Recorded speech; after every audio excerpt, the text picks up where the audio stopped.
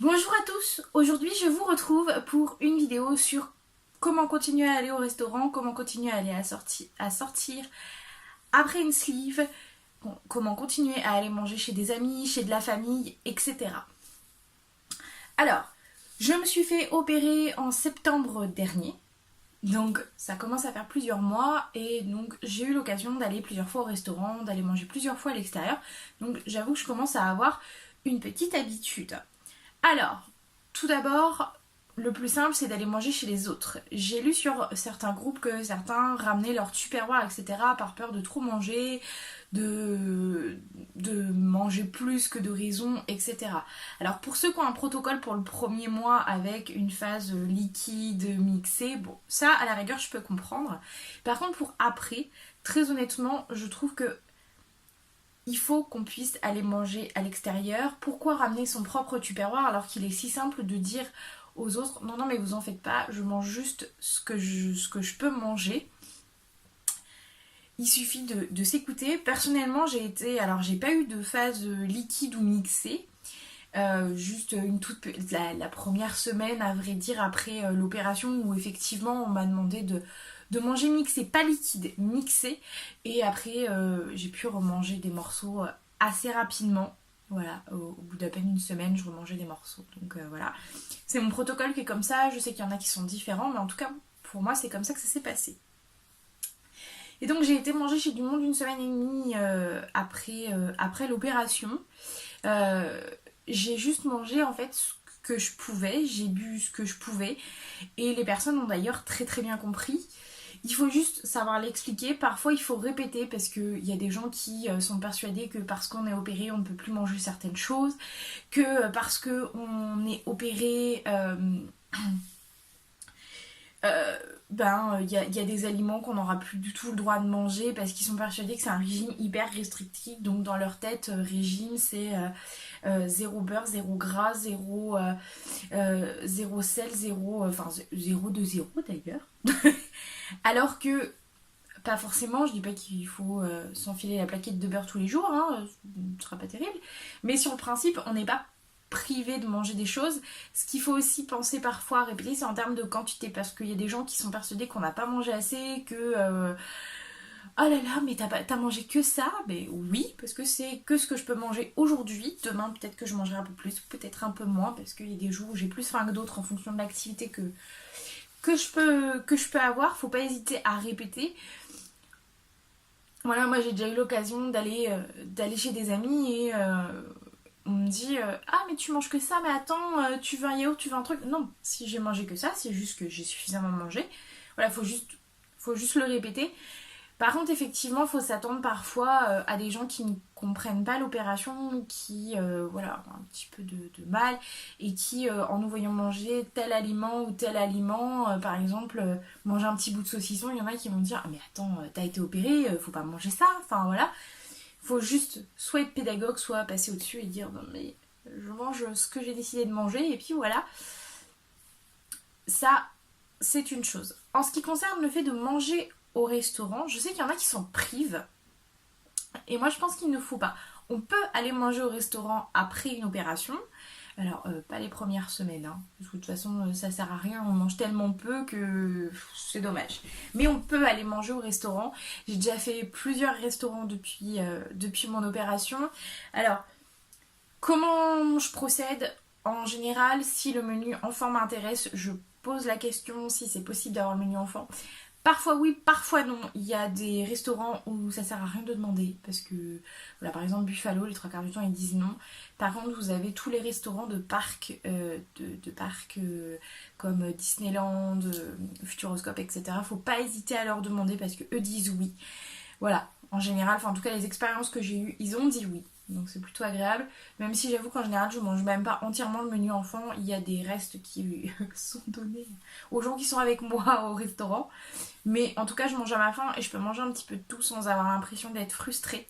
Sinon ce que je fais en général, je prends une entrée. Et s'il y a encore de la place, je prends un dessert. Sinon je demande au préalable si on peut avoir un doggy bag. Et dans ces cas-là, s'il y a un plat vraiment qui me tente, et ben je prends le plat et puis je prends mon petit doggy bag. Les restaurants parfois sont tellement généreux que le doggy bag il me fait encore 2 repas après, voire 3. Donc c'est économique, vous me direz, c'est économique. Mais en tout cas, on peut. Il y a de plus en plus de restaurants qui, de toute façon, font le doggy bag. Je sais qu'ils sont en train d'étudier le fait de le rendre carrément obligatoire dans tous les restaurants.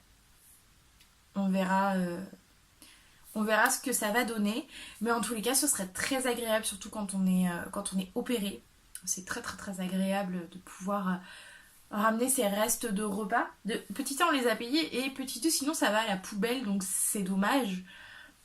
C'est dommage si on demande ce que j'ai une amie qui m'avait dit ah mais tu oses demander du doggy bag, moi ça me gêne. Je dis bah pourquoi c'est gênant? Je n'ai pas l'appétit là de manger entièrement leur repas. Si je leur demande un doggy bag, c'est que j'aime ce qu'ils ont proposé.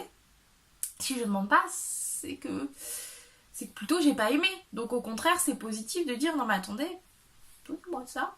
Je vais manger le reste chez moi parce que c'était super bon. Voilà, faut pas que ça gêne en fait. Et je vous avoue que j'ai du mal à comprendre en quoi c'est gênant. Mais apparemment, il y a des gens que ça gêne. Mais il ne faut pas hésiter à demander. Au pire, ils vous disent non. C'est comme pour le menu enfant, parfois c'est mieux. Un, c'est moins cher. Et deux, parfois, ce qu'ils proposent dans le menu enfant est vraiment très bon. J'ai eu l'occasion à Disneyland, dans un des restaurants, où vraiment le menu enfant était divin. Franchement, c'était très très très très bon. Et puis le prix du menu adulte était de 40€, enfin 39,90€, le prix du menu enfant 21 et quelques.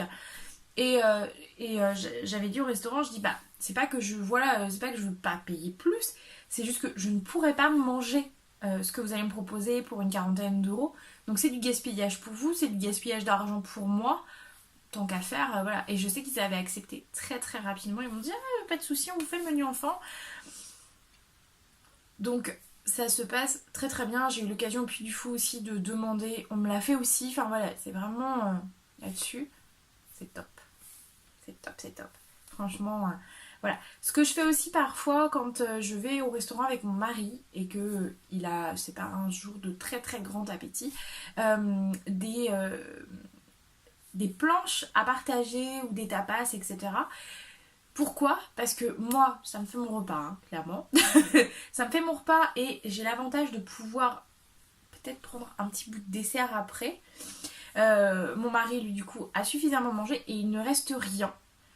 Moi, j'ai pu manger un petit peu de tout. Lui, il s'est fait plaisir aussi et il reste rien, il n'y a pas de gaspillage. Je fais ça dans les restaurants qui n'ont pas de plats qui potentiellement m'intéressent ou d'entrées qui sont plutôt petites, parce qu'il y a des restaurants, même les entrées, c'est 2 fois ce que je peux manger dans un repas, donc c'est vrai que ça fait beaucoup. Mais les planches à partager, c'est vraiment un bon plan, c'est pas très cher. En général, les gens apprécient de partager ça avec vous, donc moi je pars du principe qu'il faut pas hésiter. Voilà, donc en tout cas, c'est possible, c'est ce qu'il faut retenir, c'est possible. Alors oui, du coup, on ne peut pas peser, parce que je sais qu'il y en a qui pèsent leur assiette tout le temps, mais écoutez-vous, de toute façon, ça se sent, enfin, vous sentirez le trop plein.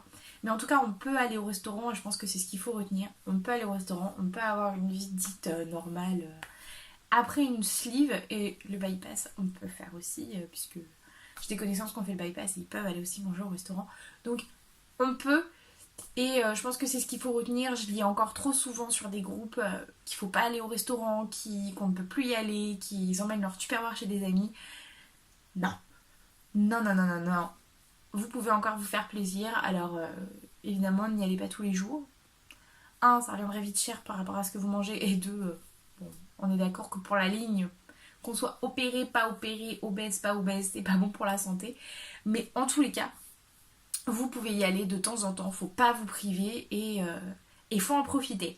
Voilà, j'espère que cette vidéo vous a plu. Et puis je vous dis à très bientôt dans une prochaine vidéo. Salut!